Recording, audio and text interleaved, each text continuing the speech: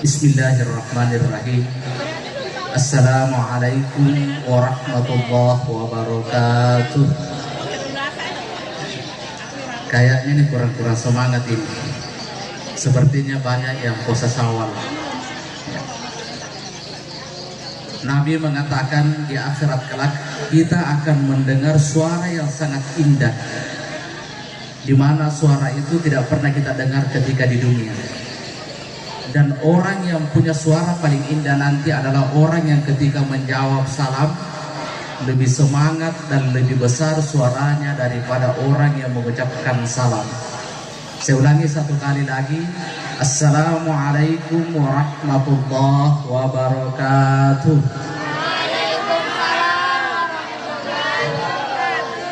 Alhamdulillah, terlihat penghuni surga semua. Subhanallah walhamdulillah wala ilaha illallah wallahu akbar wala haula wala quwata illa billahil aliyul azim.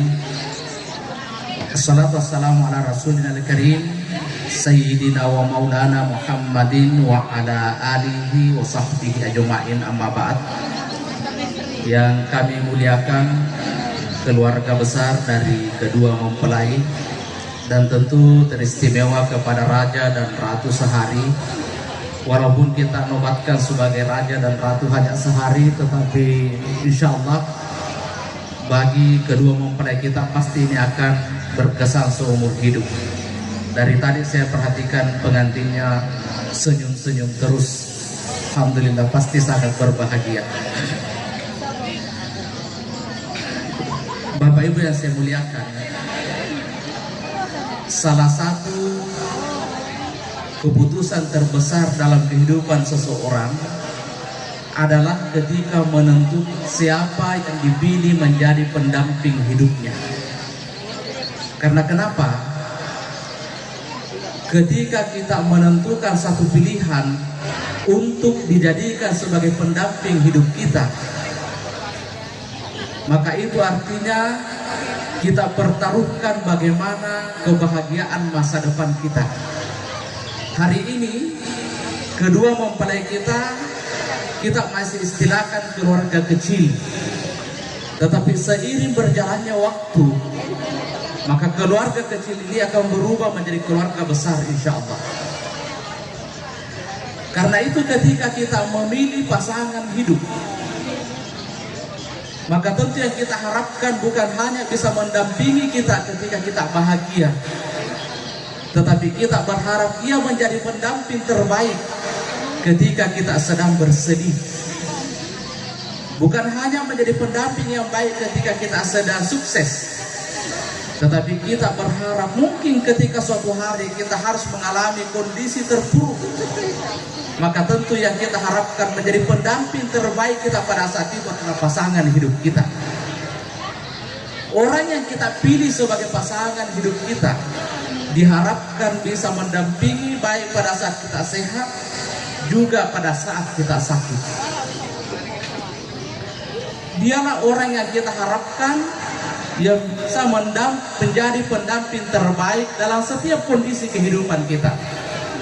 Banyak orang bisa menjadi pendamping yang baik ketika kita sukses, tetapi tidak sedikit orang gagal menjadi pendamping yang baik ketika kita sedang tidak baik-baik saja.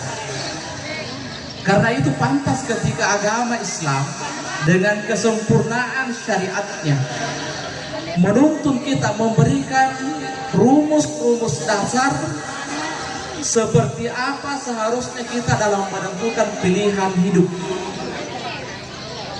Dalam hadis yang mungkin sudah masyhur di kalangan kita, Nabi menetapkan ada 4 rumus sederhana sebagai langkah dasar dalam menentukan pilihan hidup. Siapa yang kita pilih menjadi pendamping hidup kita? Yang pertama kata Nabi, lijamaliha, karena kecantikan atau karena kegantengannya. Kenapa agama menempatkan kecantikan pada nomor 1? Karena memang pandangan pertama itu terlihat dari kecantikannya. Yang kedua, limaliha, karena hartanya. Yang ketiga, linasabiha karena keturunannya, yang keempat adalah lidiniha karena agamanya. Nabi menutup atau mengikat keempatnya dengan karena agamanya. Kenapa? Agama kita mengakui bahwa kecantikan adalah merupakan salah satu faktor penunjang kebahagiaan. Tetapi jangan karena hanya memilih pasangan hanya karena melihat penampilan wajah saja. Apalagi zaman sekarang Pak Ibu, penampilan bisa dimanipulasi. Hampir kita tidak lihat lagi orang jelek, sekarang orang cantik semua. Ya, apalagi kalau di media sosial, dilihat mukanya seperti artis Korea, begitu ketemu aslinya ternyata korengan.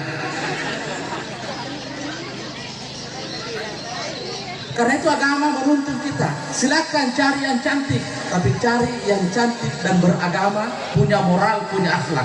Karena kalau cantik tidak punya moral, tidak punya akhlak, tidak punya agama, kecantikan itu bisa menjadi bencana. Silakan cari yang kaya, silakan pilih karena hartanya. Dulu saya sering memaknai maliha itu adalah karena harta. Ternyata setelah saya kuliah di S2, dosen hadis saya mengatakan bahwa makna maliha itu bukan karena hartanya, tetapi pilih pasangan yang mampu mengolah keuangan dengan baik.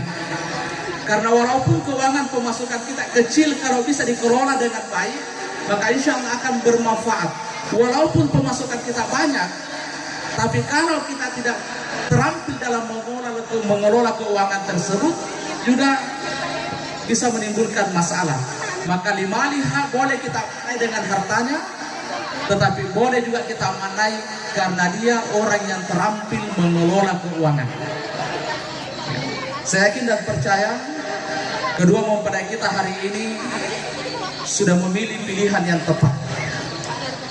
Tetapi berat ketika kita menentukan pilihan siapa yang kita tunjuk sebagai pilihan kita, tetapi jauh lebih berat mempertahankan apa yang sudah menjadi pilihan kita. Saya sering sampaikan dari siap pernikahan bahwa berat ketika kita belum menikah, tetapi jauh lebih berat ketika kita sudah menikah. Karena kenapa? Laki-laki, perempuan itu kodratnya berbeda.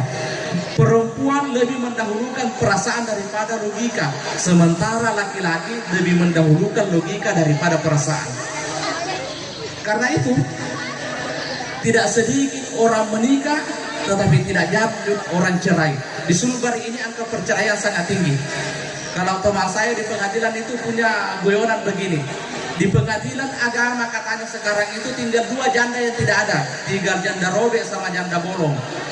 Selebihnya itu ada semua. Ada jamu beras, janda muda beranak 1, ada jamu jagung, janda muda jarang goyang, ada James Bond, ya, janda muda bonde-bonde sedikit, banyak istilah-istilah yang muncul. Kenapa? Ini menggambarkan bahwa betapa banyak orang gagal dalam menjalani kehidupan rumah tangganya. Karena itu, dalam kesempatan ini saya tidak mengajari, tapi mungkin kita berbagi sedikit.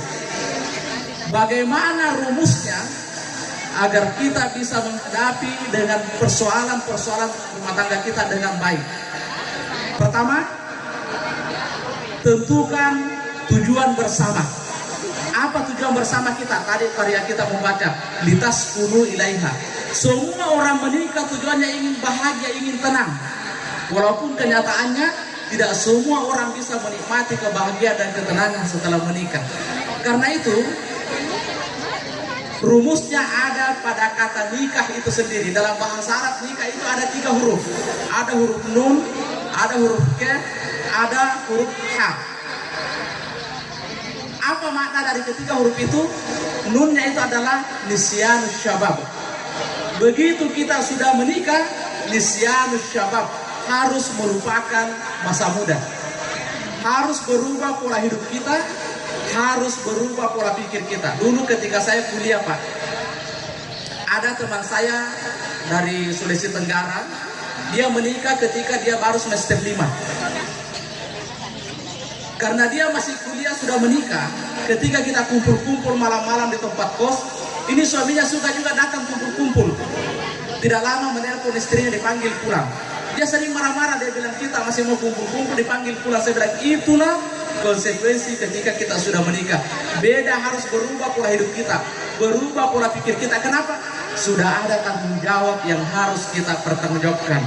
Karena itu, kepada mempelai laki-laki, perempuan itu kunci membahagiakan perempuan itu hanya 3. Bahasa bercandanya begini, kalau mau perempuan bahagia, maka kunci pertamanya adalah kunci rumah, kunci keduanya adalah kunci mobil, kunci ketiganya adalah kunci berangkas.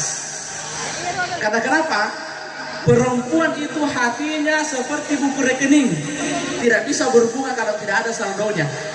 Ya. Makanya biasa ada di mobil trek, saya lihat itu bahasa Bugis tertulis begini, huruf pedih bayinya taliwat gayanya. Ya. Itu bahasa bercandanya. Tapi bahasa seriusnya Nabi mengatakan man istata'a minkumul ba'a falyatazawwaj. Siapa di antara laki-laki yang sudah memiliki al-ba'ah falyatazawwaj. Apa itu al-ba'ah? Kalau guru saya karena guru saya dulu orang Bugis. Ketika di pesantren di Mangkoso, saya kebetulan satu alumni dengan Pak Haji. Dia maknanya begini, al-ba'ah itu artinya 4 ju. Kalau orang Bugis bilang 4 ju. Ya. Orang Jawa ya, Pak, paham Bugis? Paham? Ya. Nanti diartikan sebentar. 4 ju. Yang pertama kaju. Kalau bahasa Indonesianya sayur. Artinya harus bisa menafkahi. Bukan lagi tanggung jawabnya bapaknya, sudah beralih kepada suaminya. Yang kedua waju. Baju. Karena kenapa? Terkait masalah pakaian memang beda kita laki-laki dengan perempuan. Laki-laki punya satu baju jas bisa dipakai 3 kali 4 kali ke pengantin 1 bulan. Tapi perempuan jangan coba-coba satu baju pesta dipakai 3 kali 1 bulan. Kalau tidak ada dia punya 2, minimal dia rental. Kalau tidak ada dia rental, dia bertukar dengan temannya. Artinya apa? Itulah kodrat perempuan yang harus kita pahami. Sudah beli baju, pasti mau lagi beli jilbab, karena harus serasi warna baju dengan jilbab. Belum lagi tasnya dan lain sebagainya. Yang ketiga adalah aju, perumahan. Salah satu target yang penting dalam sebuah rumah tangga itu punya rumah. Karena kenapa? Orang yang paling menderita biasanya kalau menumpang di rumah mertua itu adalah perempuan. Kalau laki-laki biasanya sibuk di luar rumah, tapi perempuan ada dalam rumah serba salah. Mau makan sedikit salah, mau makan banyak salah, mau masak pedas salah, tidak mau masak pedas salah, semua serba salah. Karena itu program terpenting dalam rumah tangga adalah harus punya target, ada aju perumahan. Dan yang tidak kalah pentingnya adalah aju-aju, harus ada kayu-kayunya. Ya. Karena biar ada rumah, ada beras, kalau tidak keras, tidak jadi juga. Iya.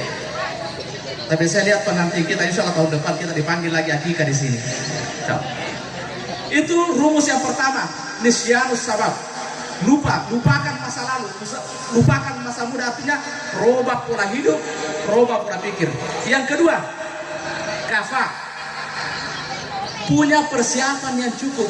Ini bukan soal materi, tetapi harus punya skill, keterampilan sebagai pasangan suami istri, khususnya bagi perempuan. Khadijah, ini khusus untuk pengantin perempuan. Khadijah ketika menikah dengan Rasulullah, pada saat itu Nabi Muhammad belum diangkat sebagai Rasul. Banyak perempuan iri melihat Khadijah. Dia bilang pasti Khadijah bahagia sekali. Kenapa? Muhammad dikenal jujur, ganteng orangnya, pemuda yang memang menjadi incaran semua perempuan yang ada di tanah Arab pada saat itu. Dan orang yang berhasil mendapatkannya adalah Khadijah. Sehingga banyak perempuan yang iri melihat Khadijah. Akhirnya ada perempuan datang bisik-bisik kepada Khadijah. Apa dia bilang? Wahai Khadijah, pasti engkau sangat bahagia karena menjadi istrinya Muhammad. Tapi apa kata Khadijah? Sejak saya menikah dengan Muhammad, saya tidak pernah berpikir untuk kebahagiaan saya. Yang saya pikirkan adalah apakah Muhammad bahagia menikah dengan saya. Itu adalah rumus yang diberikan kita kepada Khadijah, bahwa jangan pernah berpikir untuk dibahagiakan oleh suami, tapi berpikirlah membahagiakan suami. Ketika seorang istri berpikir membahagiakan suami, maka insya Allah Allah yang akan mengatur kebahagiaanmu.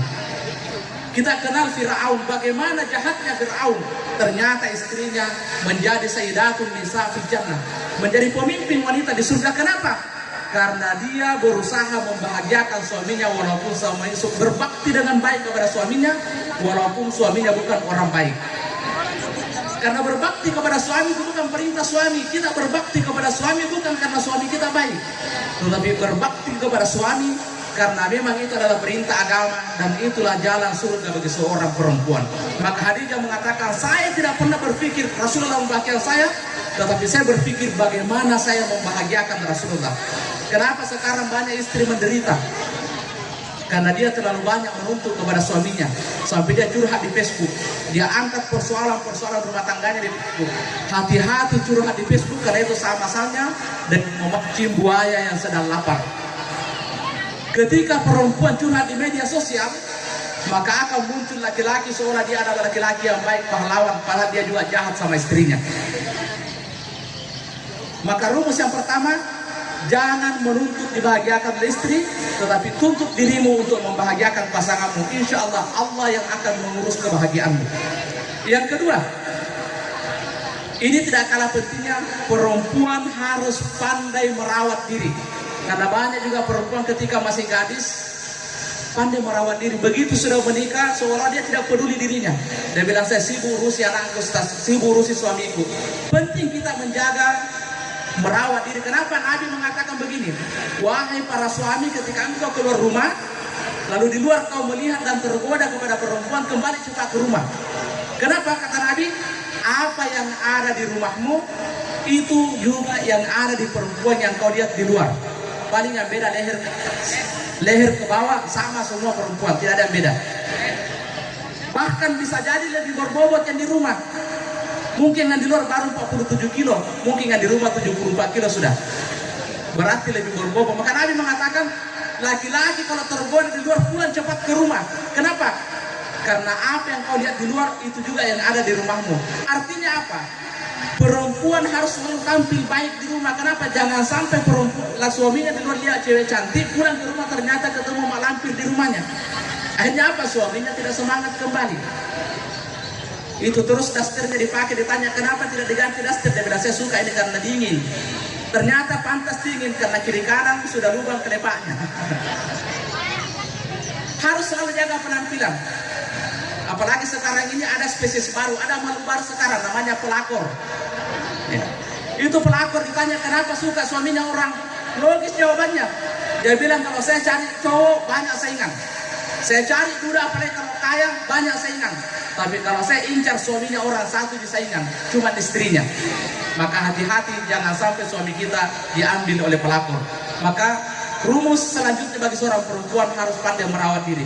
Rumus paling penting bagi seorang perempuan selanjutnya adalah harus pandai memasak.